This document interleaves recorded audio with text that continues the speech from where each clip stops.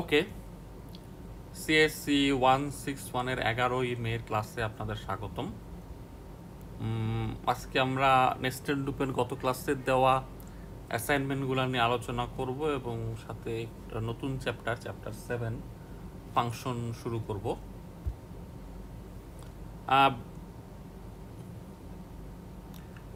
গত দিনের যে অ্যাসাইনমেন্টটা ছিল সেটা ছিল হলো এরকম, অ্যাসাইনমেন্ট ঠিক না, হোমওয়ার্ক যেটা ছিল সেটা ছিল হলো আসলে এরকম, যেরকম একটা দাবার বোর্ড বা চেকার বোর্ডের মতো গ্রিড প্রিন্ট করতে হবে। এখানে দেখেন এটা কিন্তু 4x4 না, এটা কিন্তু দেখেন যে এইদিকে হচ্ছে 3টা স্টার, এদিকে হচ্ছে 4টা স্টার, কাজে একটু ইমব্যালেন্স আছে। এটা বোঝার সুবিধার জন্যই আসলে এরকম দেওয়া হয়েছে আর কি। তো এখন যেহেতু এখানে সাইকেলের ব্যাপার আছে, আমরা এরকম দেখেন 4টা স্টার 4টা ডট, 4টা স্টার 4টা ডট, এরকম হইলে আমরা কি করি, আমরা আসলে ওই যে মড অপারেটরটা ব্যবহার করি এবং সেটাই এখানে করা হচ্ছে। তো আমরা ধরে নেই যে রো বরাবর যে ভ্যারিয়েবলটা কাজ করবে সেটা হচ্ছে আই, আর কলাম বরাবর যে ভ্যারিয়েবলটা কাজ করবে সেটা হচ্ছে জে। এখন এখানে দেখেন জে এর মানটা হচ্ছে 0 থেকে এরকম করে 10, তারপরে 20, এরকম করে 24 পর্যন্ত গেছে। কাজে আমরা যদি জে মড 8 নেই তাহলে এটা 0 থেকে 7 হচ্ছে, আবার 0 থেকে 7 হচ্ছে, আবার 0 থেকে 7 হচ্ছে, এরকমভাবে জিনিসটা হচ্ছে। এবং এখানে যদি আমরা প্যাটার্নটা লক্ষ্য করি যে জে মড 8-এর মান যদি 0, 1, 2, 3 হয় তাহলে আমরা স্টার প্রিন্ট করতেছি, এবং যদি 4, 5, 6, 7 হয় তাহলে ডট প্রিন্ট করতেছি। কিন্তু এটা কিন্তু প্রথম 3টা লাইনের জন্য। তারপরে গিয়ে কি হচ্ছে, তারপরে গিয়ে যেটা হচ্ছে যে জে মড 8-এর মান 0, 1, 2, 3 হলে আমরা ডট প্রিন্ট করতেছি, এবং 4, 5, 6, 7 হলে স্টার প্রিন্ট করতেছি। কাজে আমাদের লজিকটা দুই ধরনের। এখন আমরা যদি আই এর ভ্যালুটা দেখি, আই মড 6-এর মান দেখেন কি হচ্ছে যে প্রথম আই মড 6-এর মান 0, 1, 2 হলে লাইনগুলো স্টার দিয়ে শুরু হচ্ছে, এবং 3, 4, 5 হলে লাইনগুলা ডট দিয়ে শুরু হচ্ছে। তার মানে কি, তার মানে হচ্ছে যে আমাদেরকে এই লজিকটা জাস্ট ইমপ্লিমেন্ট করতে হবে। এটা হলো প্রথমে আমরা একটু লম্বা সলিউশন দেখবো, তারপরে দেখবো যে আরেকটা বেটার সলিউশন আছে যেটা অবশ্য মাথায় আসা অনেক ডিফিকাল্ট। তাহলে এখন এখানে দেখেন, এখন এখানে যেহেতু টোটাল 25টা কলাম প্রিন্ট হচ্ছে, কাজে এখানে জে এর মান দেখেন 0 থেকে 24, অর্থাৎ এই ভিতরের লুপটা টোটাল 25 বার ঘুরবে। আর বাইরের লুপটা যেহেতু এখানে টোটাল 3, 3, 6, 3, 9, 3, 12, 13, 14টা লাইন প্রিন্ট হচ্ছে, কাজে আয়ের মান 0 থেকে 13 পর্যন্ত যাবে। যেহেতু মডের সাইকেল সবসময় 0 থেকে শুরু হয়, এই কারণে মড থাকলে সাধারণত আমরা যদি ওই ভ্যারিয়েবলগুলো 0 থেকে শুরু করি, 1 থেকে শুরু না করে, এটা খেয়াল রাখতে হবে। এখন এখানে জাস্ট লজিকটা দেখেন যে আমাদের প্রথমে হলো যে আমরা রো প্রিন্টের লজিকটা দাঁড় করাচ্ছি, মানে রো শুরু কিভাবে করব। যে আমাদের যদি আই মড 6টা 0, 1, 2 হয় তাহলে আমাদের একরকম লজিক, আর যদি তা না হয় তাহলে আরেক রকম লজিক। কারণ 0, 1, 2 হলে লাইনগুলো স্টার দিয়ে শুরু হচ্ছে, 3, 4, 5 হলে লাইনগুলা ডট দিয়ে শুরু হচ্ছে। কারণ এই জিনিসটা খেয়াল রাখতে হবে। এবং যেহেতু আমি সামনাসামনি নাই, আপনারা কিন্তু এগুলা একটু বোঝার চেষ্টা করবেন। সামনাসামনি থাকলে তো অনেক সুবিধা হতো, কিন্তু এখন আসলে কিছু করার নাই। কাজে আপনি লজিকটা দেখেন, যদি I mod 6 less than equal to 2 হয়, তার মানে আই মড 6 এর মান যদি 0, 1 এবং 2 হয়, তাহলে হচ্ছে আমরা এই যে সবুজ যে লাইনগুলো, পরীক্ষাতে এরকম সবুজ মেরুন বলা থাকবে না, কিন্তু মানে আমরা বোঝার সুবিধার জন্য এরকম কালারিং করছি, যে সবুজ লাইনগুলো স্টার্ট দিয়ে শুরু হচ্ছে, এর লজিকটা দেখতেছি। তাহলে I mod 6 less than equal to 2, তার মানে সবুজ লাইনগুলোর লজিক কি লিখতেছি, if J mod 8 is less than 4, এই যে উপরে জে মড 8 যদি লেস দেন 4 হয়, তার মানে সাদাগুলা, তাহলে মানে 0, 1, 2, 3, তাহলে আমরা কি প্রিন্ট করব, স্টার। আর যদি তা না হয় তাহলে কি, যদি না হয় মানে কি 4, 5, 6, 7 হবে, তাহলে আমরা কি প্রিন্ট করব, ডট। একদম সিম্পল লজিক, যেটা হচ্ছে সেটাই। যে যদি যে আই মড 6-এর মান 0, 1, 2 হয়, তখন যদি জে মড 8-এর মান 0, 1 লেস দেন 4 হয় তাহলে আমরা স্টার প্রিন্ট করব, আর যদি 4, 5, 6, 7 হয় তাহলে ডট প্রিন্ট করব। যা হচ্ছে ঠিক তাই। আর i mod 6 less than equal to 2 না হওয়া মানে কি, তার মানে হচ্ছে যে আই মড 6-এর মান হবে হচ্ছে 3, 4, 5, সেক্ষেত্রে আমরা কি করব, সেক্ষেত্রে আমরা বলছি ইফ জে মড এলসে হলো সেটা আসবে যে আই মড 6 এর মান 3 4 5 অর্থাৎ ম্যাজেন্টা লাইনগুলোর জন্য কি লজিক হবে, যে তখন যদি জে মড 8 লেস দ্যান 4 হয়, জে মড 8 লেস দ্যান 4 হয়, তাহলে আমরা ডট প্রিন্ট করব, আর না হলে কি প্রিন্ট করবো, না হলে স্টার প্রিন্ট করবো। না হওয়া মানে কি, মানে জে মড 8 এর মান 4 5 6 7 হলে আমরা স্টার প্রিন্ট করবো। কাজে পরের লাইনের কাজে উপরেরটাই হচ্ছে স্টার আর ডট, আর পরেরটা হচ্ছে ডট আর স্টার। কাজে এই জিনিসটা আপনার বারবার টাইপও করার দরকার নেই, এটা এখান থেকে কপি করে এখানে পেস্ট করবেন, এখানে স্টার ডটটাকে এখানে ডট স্টার বানাই দিবেন। আর নিউ লাইন দেওয়া হচ্ছে ভিতরের লুপটার বাইরে এসে, কারণ যাতে প্রত্যেকটা লাইনের শেষে নিউ লাইন না দিলে তো সব একই লাইনে প্রিন্ট হবে, তখন আর দেখতে ভালো লাগবে না। তাহলে এই হচ্ছে ইজি সলিউশনটার এক্সপ্লেনেশন। এখন আমরা একটু হার্ডার যে সলিউশনটা বা সফিস্টিকেটেড সলিউশনটা, সেটার দিকে একটু মনোনিবেশ করি। এখানে দেখেন যে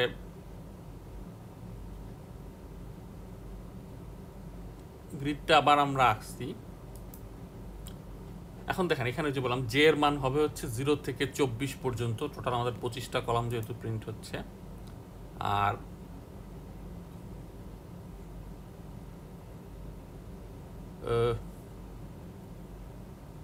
আয়ের মান হবে হচ্ছে 3 3 6 3 9 3 12, 0 থেকে 13 পর্যন্ত, ঠিক আছে। এখন এখানে একটা জিনিস লক্ষ্য করেন, এখানে আমরা কিন্তু মড ইউজ করি না, এখানে হচ্ছে আমরা যে পরপর 4টা ভ্যালু সেম হলে আমরা কি করতেছিলাম, ডিভাইডেড বাই 4 দিচ্ছিলাম। এখানে ওরকম একটা লজিক নিয়ে আসতেছি যে আপনি চিন্তা করেন যে আপনি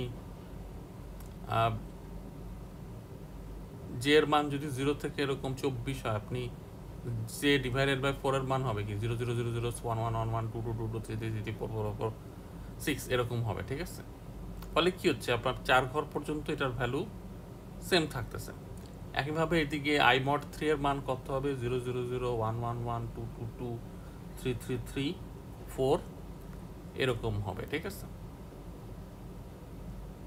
এখন এটা করে আমার লাভ হচ্ছে কি, লাভ হচ্ছে হলো আপনি যদি এখন এদের ভ্যালুগুলোকে যোগ করেন, যোগ করলে দেখবেন মানে এইখানে এই প্রত্যেকটা ঘরে আসে হচ্ছে এইটা, এবং যেমন এইখানে আসে হচ্ছে 3 কারণ কি, কারণ হচ্ছে যে উপরে আছে 3, এদিকে আসে হচ্ছে এখানে 3 আছে কারণ এদিকে আছে 0, তার মানে এই ভ্যালুটা আর এই ভ্যালুটা যোগ করে এখানে রাখা হচ্ছে, ঠিক আছে। ফলে আপনি দেখেন এই সবগুলাই হচ্ছে 0, তারপর এখানে এই সব স্কোয়ার বরাবর হচ্ছে 1, এখানে এই সবগুলা স্কোয়ার হচ্ছে 3 2, এখানে সবগুলা স্কোয়ার ভ্যালু হচ্ছে 3, এখানে সবগুলার ভ্যালু হচ্ছে 4, মানে আপনি ম্যাজেন্টা লেখাগুলো লক্ষ্য করেন।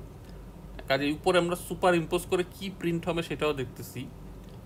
ফলে কি হচ্ছে দেখেন যে এই যত জায়গায় 0 আছে সব জায়গায় কিন্তু এখানে কি প্রিন্ট হচ্ছে, স্টার। 1গুলোতে প্রিন্ট হচ্ছে ডট, 2গুলোতে আবার প্রিন্ট হচ্ছে স্টার, 3গুলোতে আবার প্রিন্ট হচ্ছে ডট। কাজে প্যাটার্নটা আমরা এখানে দেখেন 5গুলোতে প্রিন্ট হচ্ছে ডট, 3গুলোতে প্রিন্ট হচ্ছে ডট, ঠিক আছে, 4গুলোতে প্রিন্ট হচ্ছে স্টার।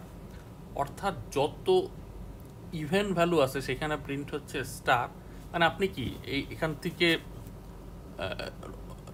এই উপরে যে ভ্যালুগুলো আছে সেগুলার মানে যে কোনো একটা সেলের জন্য কি করছেন, এই বরাবর উপরে যে ভ্যালুটা আসছে আর এই বরাবর ডান দিকে যে ভ্যালুটা আসছে এই দুইটা যোগ করছে। যেমন এই ঘরের জন্য আমি এই যে আমি কার্সরটা দেখেন, এই ঘরের জন্য আমি উপরের 0 আর ডানের 0 যোগ করতেছি, এই ঘরের জন্য আমি উপরের 3 আর ডান দিক থেকে 2 যোগ করতেছি, কাজে 5, ঠিক আছে। এরকম করে কি হচ্ছে যে, কারণ আসলে এটার কারণটা কি, কারণ হচ্ছে যে একটা দুইটা ইভেন নাম্বার যোগ করলে যোগফল ইভেন হয়, দুইটা অড নাম্বার যোগ করলে যোগফল ইভেন হয়, কিন্তু একটা অড আর একটা ইভেন যোগ করলে যোগফল অড হয়। এই বৈশিষ্ট্যের কারণে এই জিনিসটা হচ্ছে যে যখন আমরা এখানে 0 রাখতেছি তখন এই ভ্যালুগুলোর সাথে যোগ হয়ে যেরকম ভ্যালু হচ্ছে, যখন আমরা এখানে 1 রাখতেছি তখন উপরের ভ্যালুর যোগ হয়ে রেজাল্ট সম্পূর্ণ উল্টা হচ্ছে। মানে উপরের 3 লাইনে যদি এগুলো ইভেন হয় তাহলে নিচের 3 লাইনে এগুলো অড হচ্ছে, তারপরে 3 লাইনে আবার ইভেন হচ্ছে। কাজেই ওই প্যাটার্নটাই তৈরি হচ্ছে। কাজে আমরা জাস্ট কি করতেছি যে I mod 3 plus J mod 4, sorry I divided by 3 plus J divided by 4 এর ভ্যালুটা যদি অড হয় তাহলে আমরা ডট প্রিন্ট করতেছি, খেয়াল করে দেখেন। আর যদি ইভেন হয় তাহলে আমরা স্টার প্রিন্ট করতেছি। আমরা বোঝার সুবিধার জন্য একটু ক্লিক করি, এখানে দেখেন আবার যে ব্যাকগ্রাউন্ডটা লক্ষ্য করেন যেগুলো স্টার ডট স্টার, আবার দেখেন আমরা ফেরত যদি আসি, দেখবেন যে বেজোরগুলার জায়গায় আছে হচ্ছে ডট, আর জোরগুলার জায়গায় আছে হচ্ছে স্টার। এটা একটা খুব সুন্দর লজিক, যেটা আসলে আমাদের মাথায় সহজে আসে না, ঠিক আছে।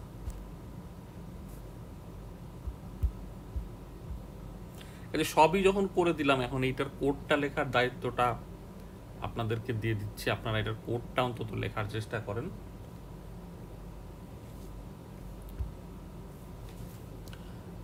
আচ্ছা, আরেকটা যে হোমওয়ার্ক ছিল সেটা হলো যে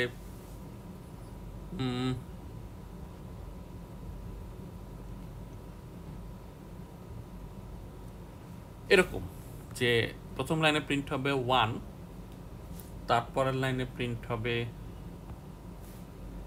1 1 2 2, তারপরের লাইনে হবে 1 1 1 2 2 2 3 3 3।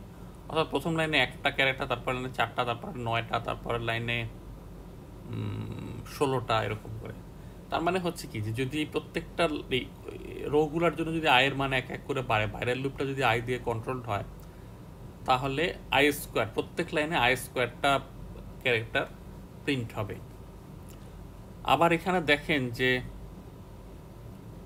3 নাম্বার লাইনে দেখেন প্রথম 3টা ক্যারেক্টার সেম, তারপর 3টা ক্যারেক্টার সেম, এরকম হচ্ছে।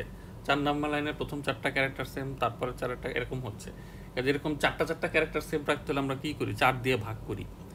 3টা ক্যারেক্টার সেম রাখতে হলে আমরা কি করি? 3 দিয়ে ভাগ করি। তার মানে এখানে কোনোভাবে আমার প্রিন্ট করার সময় যেরকম 3 দিয়ে, মানে আই দিয়ে ভাগ করতে হবে, আইতম লাইনে আই দিয়ে ভাগ করতে হবে। কারণটা কি, দেখুন ধরা যাক আয়ের মান যদি 3 হয়, তাহলে যে ভিতরের লুপটা কয়বার ঘুরবে? 9 বার। এবং ভিতরের লুপটা আমরা 0 থেকে যদি শুরু করি, তাহলে 9 বার ঘুরে ছিল, শেষ হবে কত গিয়ে? 8-এ গিয়ে। কেন 0 থেকে শুরু করলাম? কারণ ওই যে বললাম যে মড এবং ডিভিশন দুইটার সাইকেলই শুরু হয় হচ্ছে 0 থেকে। এই কারণে আমরা যদি এখানে জে এর মান 1 2 3 করতাম, তাহলে তো J divided by I plus 1 এর মান কি হতো? 1 1 2 হয়ে যেত। সেটা হইলে হবে না। এই জন্য এরকম মড বা ডিভিশন থাকলে, এবং আমরা যদি চাই যে সাইকেলগুলো শুরু থেকে শুরু হোক, তাহলে আমাদের 0 থেকে শুরু করতে হবে। যে আয়ের মান 3 হলে জে এর মান হচ্ছে কত? 0 থেকে 8। তাহলে J divided by I plus 1 এর মান কত হচ্ছে? 1 1 1 2 2 2 3 3 3, যেটা আমরা চাচ্ছিলাম। মানে প্লাস 1 কেন দিলাম? কারণ নাহলে তো 0 প্রিন্ট হয়ে যাবে। আমাদের এখানে কোথাও 0 প্রিন্ট হচ্ছে না। একইভাবে আয়ের মান 4 হলে জে এর মান কত হচ্ছে? 0 থেকে 15 পর্যন্ত। তখন J divided by I plus 1 কত হচ্ছে? 1 1 1 1 2 2 2 2 3 3 3 3, এরকম।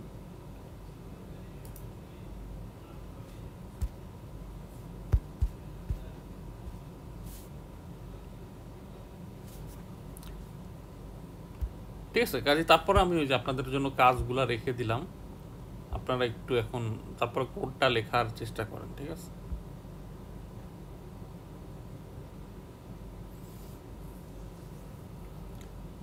আচ্ছা, এরপরে হচ্ছে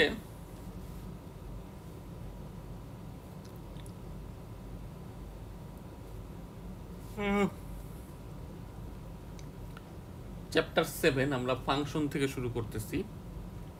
এখন কথা হলো যে ফাংশনটা আমরা কিন্তু অলরেডি ব্যবহার, যেমন নাই আমরা ফাংশন ব্যবহার করতেছি না। আমরা যে স্ক্যানে প্রিন্টে ব্যবহার করতেছি, এগুলো হলো এক একটা ফাংশন, ঠিক আছে। এখন এগুলা থেকেই আমরা, এগুলা ব্যবহার থেকে আমরা বুঝতে পারবো যে ফাংশনের সুবিধাটা আসলে কি। ফাংশন জিনিসটা কি? ফাংশন হলো যে একটা নির্দিষ্ট কাজ, যাকে তাকে কিছু আমি ইনপুট দিয়ে দেবো, সে কাজটা শেষ করে ফেলবে। এখন এই যে আমরা স্ক্যানএফ প্রিন্টে ফাংশনগুলো ব্যবহার করতেছি, এগুলো তো আসলে আমরা না জেনেই ব্যবহার করতেছি, ঠিক আছে। কারণ ভিতরে ওগুলো ইন্টারনালি কীভাবে প্রিন্ট করে সেটা কিন্তু আমরা জানি না, ঠিক আছে। এবং জানি না বলেই তার কিন্তু আমাদের না জেনেও কিন্তু ওদের ব্যবহার করতে সমস্যা হচ্ছে না। এবং এটাই ফাংশনের বিউটি, যে ভিতরে কি হচ্ছে সেটা আমরা জানার দরকার নাই, আমরা খালি জিনিসটাকে ব্যবহার করব। কাজে এইগুলো হলো এক একটা মডিউল, এবং এটা আসলে খুবই ইম্পর্টেন্ট। কারণ ধরা যাক যে দুইটা কারণে ইম্পর্টেন্ট। একটা হলো যে মডিউলগুলো আলাদা আলাদা করা থাকলে আপনার ভুল বের করতে সুবিধা, যে আপনি একটা মডিউল ভালো মতো টেস্ট করলেন, ঠিকঠাক আছে নাকি, ঠিকঠাক থাকলে আপনি কি করতে পারেন, যে ওইটা আবার পরে রিইউজ করতে পারেন উইদাউট এনি ওয়ারি, ঠিক আছে। কাজে এই জন্য মডিউলগুলো আলাদা আলাদাভাবে থাকা জরুরি। যেমন একটা হার্ড ডিস্ক যখন আপনি বাজার থেকে কিনেন, আপনি কিন্তু মোটামুটি শিওর যে এটা ঠিকঠাক মতো কাজ করে, তখন আপনি ওইটা কি পরে আবার গিয়ে অন্য প্রোগ্রামে গিয়ে আপনি ওইটা ব্যবহার করতে পারবেন, ঠিক আছে। অন্য প্রোগ্রামে আপনি ওই ফাংশনটা ব্যবহার করতে পারবেন, ঠিক আছে। এখন এরপরে ব্যাকগ্রাউন্ডে আপনারা একটু আমার আব্বার চিৎকার শুনতে পারেন। আচ্ছা, তো যেটা বলতেছিলাম যে মডিউলার প্রোগ্রামিংটা কেন লাগে, কাজে এই কারণে এরকম আপনি যদি একটা ফাংশন লিখে রাখেন তাহলে সেটা কিন্তু পরে আপনি নিশ্চিন্তে অন্য প্রোগ্রামে ওই কাজটা করার জন্য ওই ফাংশনটাকে ব্যবহার করতে পারবেন, ঠিক আছে। এটা হলো মডিউলার প্রোগ্রামিংয়ের একটা সুবিধা। মডুলার প্রোগ্রামিংয়ের আরেকটা সুবিধা হচ্ছে যে এক্সপার্টাইজ। যে ধরা যাক আপনার আপনার এক ফ্রেন্ড এক ধরনের প্রোগ্রাম লিখতে ভালোবাসে, তো তাকে আপনি ওই ধরনের মডিউলটা লিখতে দিয়ে দিলেন। আরেক ফ্রেন্ড আরেক ধরনের প্রোগ্রাম লিখতে ভালোবাসে, তাকে ওই মডিউলটা লিখতে দিয়ে দিলেন, ঠিক আছে। পরে আপনারা সেই মডিউলগুলো জোড়া লাগাইলেন। যেমন আপনি যদি হার্ড ডিস্কের কথা চিন্তা করেন, ধরা যাক যে ওয়েস্টার্ন ডিজিটাল ভালো হার্ড ডিস্ক বানায়, ট্রান্সেন্ড ভালো হার্ড ডিস্ক বানায়, তারা যে প্রসেসর ভালো বানায় তা কিন্তু না, তারা যে মনিটর ভালো বানায় তা কিন্তু না, তারা একটা জিনিস বানানোতে তাদের এক্সপার্টাইজ গ্রো করছে এবং এর ফলে কি হচ্ছে, তারা ওই জিনিসটা ভালো বানাইতে পারছে। একটা কোম্পানি যদি সব কিছু ভালো বানায় তাহলে তো সমস্যা। ইন্টেল যদি hard disk, processor, monitor, RAM, printer সব বানায়, তখন তো আসলে কোনোটাতেই তাদের এক্সপার্টাইজ গড়ে উঠবে না। এই কারণে মডুলার প্রোগ্রামিংটা খুবই দরকার, ঠিক আছে, আপনার এরর ফ্রি প্রোগ্রামিংয়ের জন্য এবং এক্সপার্টাইজ গ্রো করার জন্য, ঠিক আছে। যেমন আপনি বাজার থেকে হার্ড ডিস্ক, র্যাম, প্রসেসর এগুলো কিনে একটা কম্পিউটার বানায় ফেলতে পারেন, যেটা কিন্তু আসলে আপনি কিন্তু ইন্টারনালি এগুলো কোনটা কীভাবে কাজ করে জানার কোনো প্রয়োজন নাই, যেটাকে আমরা কম্পিউটার অ্যাসেম্বলি বলি, ঠিক আছে, অ্যাসেম্বলিং বলি। তাহলে এটা আসলে কিন্তু এই জন্য প্রোগ্রামিংয়ের ক্ষেত্রে একই কথা, যে আপনার যদি কিছু ফাংশন লেখা থাকে, পরে সেই ফাংশনগুলো ইউজ করে আপনি অন্য কাজ খুব দ্রুত দাঁড় করায় ফেলতে পারবেন। ওগুলো ঠিকঠাক মতো কাজ করতেছে কিনা আপনার বারবার চিন্তা করার দরকার নাই, ঠিক আছে। বা আপনারা যদি ফুড প্রিপারেশনের কথা চিন্তা করেন, আমরা রেডিমেড কিমা নিয়ে আসি, রেডিমেড মশলা নিয়ে আসি, ফলে আমাদের রান্না বান্না না জানলেও যাতে সমস্যা না হয়, ঠিক আছে। এগুলো সবই আসলে একটা মডিউল, ঠিক আছে। কাজে আমাদের কাজ সহজ করার জন্য এবং বাগ ফ্রি করার জন্য এবং আমাদের এক্সপার্টাইজ গ্রো করার জন্য ফাংশনের ব্যবহার খুবই দরকার। আচ্ছা, এবার এখানে আমরা একটা উদাহরণ দেখব ফাংশনের।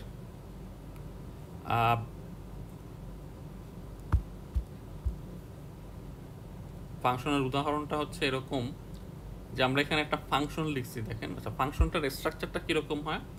একটা ফাংশনের স্ট্রাকচার হয় হচ্ছে এরকম, প্রথমে একটা রিটার্ন টাইপ থাকবে, এটা হলো যে ফাংশন থেকে আমরা যে ভ্যালুটা ফেরত পাচ্ছি সেটা। তারপরে হচ্ছে একটা ফাংশনের নেম থাকবে, এটা দিয়ে আমরা ওই ফাংশনটাকে কল করব, যখন ফাংশনটাকে ব্যবহার করা দরকার হবে তখন ওই ফাংশনটাকে কল করব এই নাম দিয়ে। তারপরে ব্র্যাকেটের মধ্যে একটা টাইপ থাকবে, যেমন ইন্টিজার হইতে পারে, তারপরে একটা নাম থাকবে, এক্স হইতে পারে, তারপরে কমা দিয়ে আরেকটা টাইপ থাকবে, এটা ডবল হইতে পারে, একটা নাম থাকবে, সেটা ডি হইতে পারে, ভ্যারিয়েবল নেম থাকবে আর কি, ঠিক আছে। এরকম করে আনলিমিটেড নাম্বার অফ প্যারামিটার থাকতে পারে, সাধারণত এটা 3-4টার বেশি হয় না। রিটার্ন টাইপ জিনিসটা কি, যে ফাংশন থেকে আমি যে ভ্যালুটা ফেরত পাই, এটা কিরকম? ধরা যাক যে strlen একটা ফাংশন, এটা দিয়ে হলো একটা স্ট্রিং এর লেন্থ বের করে, তাহলে এটাকে ইনপুট হিসেবে আমি কি দিই? একটা স্ট্রিং, আর তার থেকে ফেরত হিসেবে একটা কি পাই? একটা ইন্টিজার। তো তাহলে ওই ধরনের ফাংশনের রিটার্ন টাইপ হবে হচ্ছে ইন্ট বা ইন্টিজার, ঠিক আছে। বা ধরা যাক যে সাইন বের করার একটা ফাংশন যদি থাকে, সেই সাইন বের করার ফাংশনটার ইনপুটও হবে একটা ডবল টাইপ, তার থেকে যে ভ্যালুটা ফেরত পাবো সেটা হবে আরেকটা ডবল টাইপ, ঠিক আছে। কাজে এরকম প্রত্যেকটা ফাংশনের ইনপুট তো একাধিক হতে পারে, কিন্তু একটা রিটার্ন টাইপ থাকে যেটা স্পেসিফাই করে যে ফাংশন থেকে আমরা কি ধরনের ভ্যালু ফেরত পাবো, ঠিক আছে। এখন হচ্ছে যে প্রোগ্রামটা আমরা দেখি, এটা প্রোগ্রামটা আপনারা নিজেরা টাইপ করে দেখতে পারেন। যেখানে include.stdio.h মানে কি, আমাদের stdio.header, এই যেহেতু আমরা printf ফাংশনটা ব্যবহার করেছি, কাজেই এই হেডার ফাইলটা দেওয়া হয়েছে। এরপর হচ্ছে এখানে দেখেন ফাংশনটার নাম হচ্ছে কি স্কোয়ার, আর এই লং হচ্ছে কি, তার থেকে যে ভ্যালুটা আমি ফেরত পাবো সেটা, আর তার মধ্যে যে ভ্যালুটা ইনপুট হিসেবে দেওয়া হচ্ছে সেটা হচ্ছে কি একটা ইন্টিজার। তাহলে এই ফাংশনের নাম দেখে আমরা বুঝতে পারতেছি যে ফাংশনটার কাজ সম্ভবত একটা সংখ্যার স্কোয়ার বা বর্গ বের করা, ঠিক আছে। এখন যে বললাম নাম স্কোয়ার দিলে যে এটা কাজ করা শুরু করবে তা কিন্তু না, ঠিক আছে। কানা ছেলের নাম পদ্মলোচন লাকড়ি যে সে দেখা শুরু করবে তা তো না, ঠিক আছে, ওই রকম আর কি। কাজেই আপনার নামটা দেওয়া হচ্ছে হলো আমাদের বোঝার সুবিধার্থে। এই নাম দিলেই সে ম্যাজিক্যালি স্কোয়ার করা শুরু করবে না, কিন্তু আমরা নামটা ফাংশনের এমনভাবে দিই যাতে ফাংশনের নাম শুনলেই বোঝা যায় যে সে কি কাজ করতেছে, ঠিক আছে। তারপরে এখানে হচ্ছে এখন কাজেই ইনপুট প্যারামিটারটা হচ্ছে একটা ইন্টিজার। আর এখানে খেয়াল করেন যে রিটার্ন টাইপ হচ্ছে লং লং, ইনপুট হচ্ছে ইন্টিজার। এটা কিন্তু খুব চিন্তা করে দেওয়া হয়েছে, ঠিক আছে। দেওয়া হয়েছে সেটার কারণ হচ্ছে যে কারণ একটা ফাংশনের ইনপুট ভ্যালুটা হচ্ছে